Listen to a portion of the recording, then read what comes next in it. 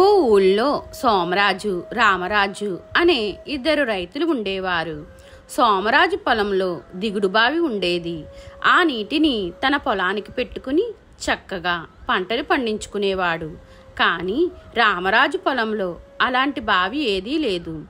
అందుకే సోమరాజును అడిగి ఆ బావి నీటిని అద్దెకు తీసుకోవాలనుకున్నాడు. దాంతో అతని వద్దకు వెళ్ళి, మిత్రమా, నీ బావి నాకు 6 నెలలకు అద్దెకు కావాలి. నువ్వు కోరినంత కిరాయి ఇస్తాను అని చెప్పాడు. దానికి సోమరాజు, సరే అలాగే చేద్దాం అని రామరాజు దగ్గర కొంత బయానా తీసుకున్నాడు. తీరా రామరాజు నీళ్లు తీసుకునే సమయానికి సోమరాజు వచ్చి, అదేంటి, నువ్వు బావిని మాత్రమే అద్దెకు తీసుకున్నావు, నీటిని కాదు, నీరు తీయడానికి వీల్లేదు అని గొడవ పడ్డాడు. సోమరాజు ప్రవర్తనతో కంగుతిన్న రామరాజు గ్రామ పెద్ద దగ్గరకు వెళ్ళి తనకు న్యాయం చెప్పాల్సిందిగా కోరాడు.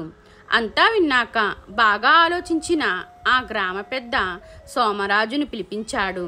సోమరాజు, నువ్వు అన్నది బానే ఉంది. అతను అద్దెకు తీసుకున్నది బావనే కాని నీళ్లను కాదు. అందుకే నీ నీటిని నువ్వే తీసేసుకో.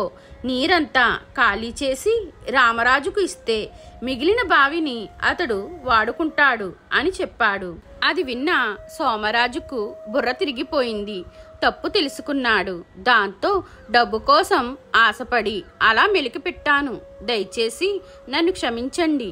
రామరాజు నా బావి నీటిని ఒప్పందం ప్రకారం వాడుకోవచ్చు అని చెప్పాడు.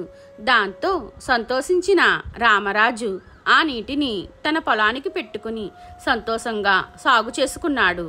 మీకు ఈ వీడియో నచ్చితే లైక్ చేయండి, షేర్ చేయండి, కామెంట్ చేయండి. నా ఛానల్ని సబ్స్క్రైబ్ చేసుకోండి.